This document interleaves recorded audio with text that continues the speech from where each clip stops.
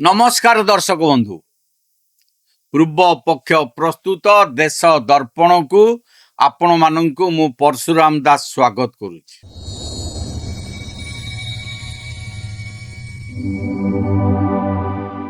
दर्शक बंधु भारत इतिहास से दिनटी को आपण माने केबे भूली जाई परिवे कि 31 अक्टोबर 1984 देशर तत्कालीन शक्तिशाली महिला प्रधानमंत्री इंदिरा गांधी को तांकर सरकारी बासभवन रे गुली करी हत्या करागला। सारा देश स्तब्ध हो जाइथिला, रक्तर नदी बही जाइथिला। किंतु आज प्राय 4 दशंधि परे भी गोटे प्रश्न प्रत्येक भारतीय मनरे आंदोलित हेउछि। इंदिरा गांधी हत्या केवल 2 जन सुरक्षा कर्मी आक्रोशर परिणाम थिला ना या पछरे थिला एक बड़ आंतर्जातिक षडयंत्र। सबुठारु बड़ कथा हेउछि एही हत्या कांडर तदंत पई गठित होइतिबा सुप्रीम कोर्ट जज मुनीलाल प्रसाद ठक्कर अर्थात ठक्कर कमिशन का रिपोर्टर से गोपनीय पृष्ठा गुड़िकरे एमिति केउ सत लुचि रहिथिला जहाकू निजे इंदिरा गांधी पुओ तथा देशर प्रधानमंत्री राजीव गांधी संसद रे रखिबाकू देई नथिले। आज हम एई वीडियो रे सेही अकुहा सत्य उपरु परदा हटाइबाकू चेष्टा करिबा जहाँ भारतर सबुठारु पावरफुल राजनैतिक परिवार एवं आमर सुरक्षा व्यवस्था उपरे एक बड़ प्रश्न चिन्ह लगेई दिए। आपण माने देखुथांतु देश दर्पण। मोर आपण मानकु अनुरोध आम चैनल को लाइक करंतु, सब्सक्राइब करंतु आ बंधु मानक सहित अधिक अधिक शेयर करंतु। दर्शक बंधु इंदिरा गांधी हत्यार मात्र 20 दिन परे अर्थात 20 नवेम्बर 1984 रे सुप्रीम कोर्टर विचारपति एमपी ठक्कर अध्यक्षतार जणिकिया तदंत कमिशन गठन करागला। कमिशन को दायित्व दिया जाइथिला जे सुरक्षा व्यवस्था रे केउंठी त्रुटि रहिला एवं एही हत्या पछरे आउ कहार हाथ अछि ता खोजी बाहर करिबा। जस्टिस ठक्कर दीर्घ 4 वर्ष धरी बहुत गभीर भाव यार तदंत कले। 4 वर्ष परे जेतेबेले रिपोर्ट आसिला ता कोनोसी साधारण रिपोर्ट नथिला। सेही संपूर्ण रिपोर्ट 5टी बड़ बड़ खंड बा वॉल्यूम रे विभक्त होइतिला। किंतु एठारे आश्चर्यर कथा देखंतु सेतेबेले केंद्र रे राजीव गांधींकर पूर्ण बहुमतर सरकार थिला। निज मांकर हत्याकांडर संपूर्ण सत्य देशवासी सामना को आनिबा परिवर्ते राजीव गांधी सरकार सेही 5 खंड मध्यरु केवल 2 खंड संसदर गृह रे उपस्थापन कले। बाकी 3 खंड को संपूर्ण भावे गोपनीय रखा गला।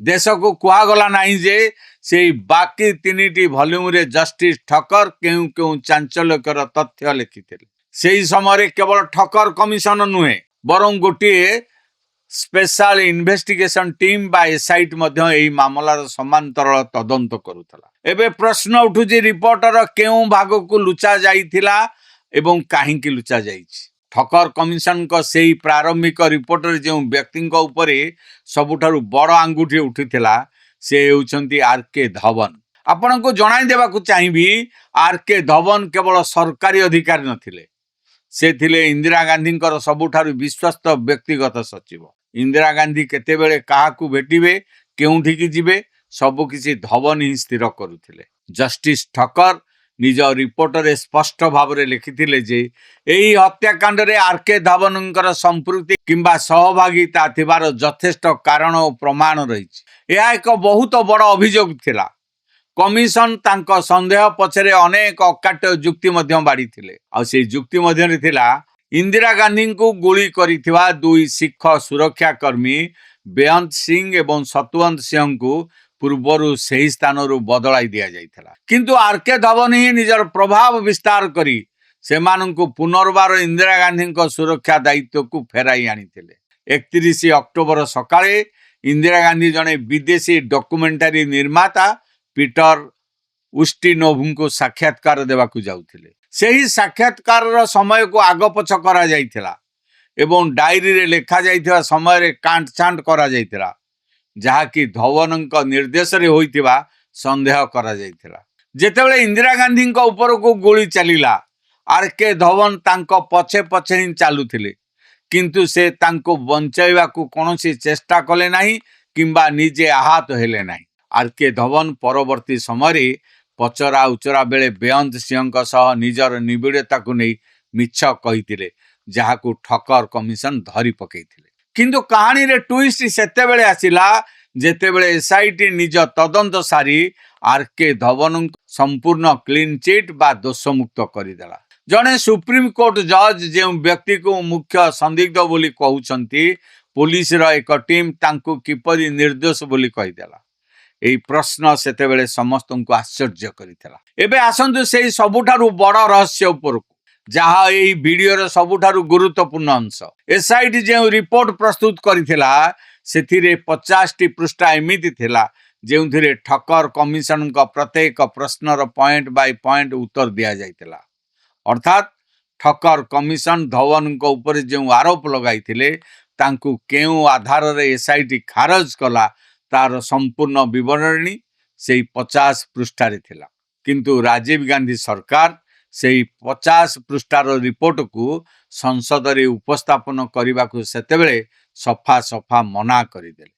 କେବଳ ସେତିକି ନୁହେଁ, ଏହି ସତ୍ୟକୁ ଚାପି ଦେବା ପାଇଁ ରାଜୀବ ଗାନ୍ଧୀ ସରକାର ଏକ ବଡ଼ ଏବଂ ବିବାଦୀୟ ପଦକ୍ଷେପ ନେଲେ। ସରକାର ଏକ ଜରୁରୀକାଳୀନ ଅଧ୍ୟାଦେଶ ବା ଅର୍ଡିନାନ୍ସ ଆଣିଲେ। ଏହି ଅଧ୍ୟାଦେଶ ବଳରେ ତଦନ୍ତ କମିଶନ ଆକ୍ଟକୁ ପୁରୁଣା ତାରିଖରୁ ସଂଶୋଧନ କରାଗଲା।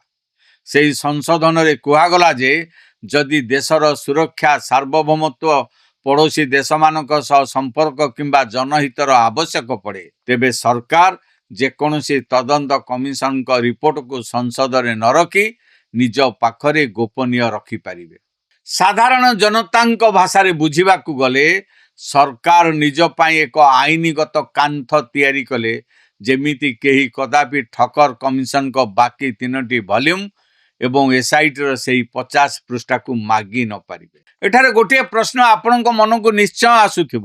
ଠକ୍କର କମିଶନ ନିଜ ରିପୋର୍ଟରେ ଆମେରିକାର ଗୁପ୍ତଚର ସଂସ୍ଥା ସିଆଇଏର ଭୂମିକା ଉପରେ ମଧ୍ୟ ସନ୍ଦେହ ପ୍ରକଟ କରିଥିଲେ। ତେବେ କ'ଣ ଏହି ଅଧ୍ୟାଦେଶ ପଛର ପ୍ରକୃତ କାରଣ ଏହା ଥିଲା ଯେ ଇନ୍ଦିରା ଗାନ୍ଧୀଙ୍କ ହତ୍ୟାରେ ସିଆଇଏର ହାତ ଥିଲା? ସରକାର ଆମେରିକା ସହ ସମ୍ପର୍କ ଖରାପ ହେବା ଭୟରେ ତାକୁ ଲୁଚାଇବାକୁ ଚାହୁଁଥିଲେ, କିମ୍ବା ନିଜ ଘର ଭିତରର କେହି ବଡ଼ ମୁଣ୍ଡ ଏଥିରେ ସାମିଲ ଥିଲେ ଯାହାକୁ ବଞ୍ଚାଇବାକୁ ଚେଷ୍ଟା କରାଯାଉଥିଲା? ସବୁଠାରୁ ଆଶ୍ଚର୍ଯ୍ୟଜନକ କଥା ହେଉଛି ଯେଉଁ ଆର୍.କେ. ଧୱନଙ୍କ ଉପରେ ଏତେ ବଡ଼ ସନ୍ଦେହ ଥିଲା ତାଙ୍କୁ କିଛି ଦିନ ପାଇଁ ଦୂରେଇ ଦେବା ପରେ ପୁଣି ଥରେ ରାଜୀବ ଗାନ୍ଧୀ ନିଜ ଶାସନ ବ୍ୟବସ୍ଥାରେ ଶୀର୍ଷ ସ୍ଥାନକୁ ଫେରାଇ ଆଣିଲେ। ପରବର୍ତ୍ତୀ ସମୟରେ କଂଗ୍ରେସ ତାଙ୍କୁ ରାଜ୍ୟସଭାକୁ ମଧ୍ୟ ପଠାଇଲା। ଦର୍ଶକ ବନ୍ଧୁ, ଏହା କେବଳ ଇନ୍ଦିରା ଗାନ୍ଧୀଙ୍କ ମାମଲା ନୁହେଁ। ଯଦି ଆପଣମାନେ ଭାରତର ରାଜନୈତିକ ଇତିହାସକୁ ଦେଖିବେ ତେବେ ଏମିତି ଅନେକ ହତ୍ୟାକାଣ୍ଡ, ରହସ୍ୟମୟ ମୃତ୍ୟୁ ଘଟିଛି ଯାହାର ସମ୍ପୂର୍ଣ୍ଣ ସତ୍ୟ କେବେ ବି ଦେଶବାସୀଙ୍କ ସାମ୍ନାକୁ ଆସିପାରି ନାହିଁ। ଆମର ପୂର୍ବତନ ପ୍ରଧାନମନ୍ତ୍ରୀ ଲାଲ ବାହାଦୁର ଶାସ୍ତ୍ରୀଙ୍କର ତାସ୍କେଣ୍ଟଠାରେ ସନ୍ଦେହଜନକ ପରିସ୍ଥିତିରେ ମୃତ୍ୟୁ ହେଲା। ଯେତେବେଳେ ତାଙ୍କ ପାର୍ଥିବ ଶରୀର ଭାରତ ଆସିଲା ତାଙ୍କ ଶରୀର ନୀଳ ପଡ଼ିଯାଇଥିଲା। କିନ୍ତୁ ଆଶ୍ଚର୍ଯ୍ୟର କଥା, ତାଙ୍କର କୌଣସି ପୋଷ୍ଟମର୍ଟମ କରାଗଲା ନାହିଁ କି କୌଣସି ଉଚ୍ଚସ୍ତରୀୟ ତଦନ୍ତ ହେଲା ନାହିଁ। ଭାରତର ଆଟମିକ୍ ଏବଂ ସ୍ପେସ୍ ପ୍ରୋଗ୍ରାମର ଜନକ କୁହାଯାଉଥିବା ଡକ୍ଟର ହୋମି ଜାହାଙ୍ଗୀର ଭାବା ଏବଂ ବିକ୍ରମ ସାରାଭାଇ, ଏହି ଦୁଇ ମହାନ ବୈଜ୍ଞାନିକଙ୍କ ମୃତ୍ୟୁ ମଧ୍ୟ ଅତ୍ୟନ୍ତ ରହସ୍ୟମୟ ଭାବରେ ହେଲା। କିନ୍ତୁ ତାର ମଧ୍ୟ କୌଣସି ସଠିକ ତଥ୍ୟ ପ୍ରକାଶ ପାଇଲା ନାହିଁ। ପରବର୍ତ୍ତୀ ସମୟରେ ରାଜୀବ ଗାନ୍ଧୀଙ୍କୁ ମଧ୍ୟ ଏଲ୍‌ଟିଟି ଆତଙ୍କବାଦୀମାନେ ହତ୍ୟା କଲେ। ସେହି ହତ୍ୟାକାଣ୍ଡର ତଦନ୍ତ ପାଇଁ ଗଠିତ ଜେଏମ୍ସି କିମ୍ବା ବର୍ମା କମିଶନଙ୍କ ରିପୋର୍ଟରେ ଅନେକ ଦିଗକୁ ନେଇ ଆଜି ବି ବିବାଦ ରହିଛି। ସେହି ହତ୍ୟାକାଣ୍ଡ ପଛର ସମ୍ପୂର୍ଣ୍ଣ ଗଭୀର ସତ୍ୟ ମଧ୍ୟ ସମ୍ପୂର୍ଣ୍ଣ ସାମ୍ନାକୁ ଆସିଲା ନାହିଁ। ଏହି ସମସ୍ତ ଘଟଣା ଆମର ତଦନ୍ତ ପ୍ରଣାଳୀ ଏବଂ ଆମର ସମଗ୍ର ପଲିଟିକାଲ ସିଷ୍ଟମ ଉପରେ ଏକ ବଡ଼ ପ୍ରଶ୍ନ ଚିହ୍ନ ଲଗାଏ। କ'ଣ ସତରେ ସରକାରୀ ସ୍ତରରେ କିମ୍ବା ରାଜନୈତିକ ବ୍ୟବସ୍ଥାରେ ଏମିତି କିଛି ଲୋକ ଥାନ୍ତି ଯେଉଁମାନେ ନିଜ ସ୍ୱାର୍ଥ ପାଇଁ କିମ୍ବା ନିଜର ଦୋଷ ଲୁଚାଇବା ପାଇଁ ଦେଶର ପ୍ରଧାନମନ୍ତ୍ରୀଙ୍କ ହତ୍ୟା ସହ ଜଡ଼ିତ ସତ୍ୟକୁ ବି ଚାପି ଦିଅନ୍ତି? ରାଜୀବ ଗାନ୍ଧୀଙ୍କ ସରକାର ପରେ ଦେଶରେ ଅନେକ ଅଣ କଂଗ୍ରେସ ସରକାର ଆସିଲେ। ବିଜେପି ସରକାର ଆସିଛି, ଅନ୍ୟ ଦଳର ସରକାର ମଧ୍ୟ ଆସିଥିଲେ, କିନ୍ତୁ କୌଣସି ବି ସରକାର ठकर कमिशन को सेई गोपनीय पृष्ठा किंबा एसआईटी रो सेई 50 पृष्ठार रिपोर्ट को आज पर्यंत सार्वजनीन करने को उचित मने कले ना। यही रहस्य आज भी भारतीय गणतंत्र इतिहास रे एक कला दाग हो रही जे पर्यंत से समस्त फाइल साधारण जनता सामना को न आसी से पर्यंत प्रत्येक भारतीय मनरे यही प्रश्न सबुबेले जीवित रहिबो। इंदिरा गांधी को प्रकृत रे किए मारिथिला, काहाकू बंचाइबा पई आईन बदलाई दिया जाइथिला। आपण मानकर एही विषय कौन मतामत रही, आपण कौन भाबुछंती से गोपनीय रिपोर्ट को आज सरकार सार्वजनीन करने उचित नुहे कि? आमको कमेंट करी निश्चय जनातु। वीडियोटी भल लगी लाइक करंतु, बंधु मान सहित अधिक रु अधिक शेयर करंतु। आम चैनल पूर्वपक्ष प्रस्तुत विश्वचक्र व्यूह, देश दर्पण और मैदान को सब्सक्राइब करने भूलंतु ना। एट शेष करुच्ची आज ये प्रसंग, पुणी देखा नुआ प्रसंग सहित। से पर्यंत मुझे विदाय दिंतु, रहुची नमस्कार। मन कहूछि किछि नुआ करिबा पई, हेले पाखरे संबळ नाही। तेबे व्यस्त हुंतु नाही, मधुलिका एंटरप्राइजेस एबे बुझिबो आपणक मन कथा। क्षुद्र शिल्प ठारु नै मध्यम शिल्प पई सुलभ मूल्य रे जोगाई देबो समस्त प्रकार मेसिन और रॉ मटेरियल, जहाकु नै आपण सहज आरंभ करि परिबे नुआ एक व्यवसाय। अधिक जानिबा पई आज ही कॉल करंतु।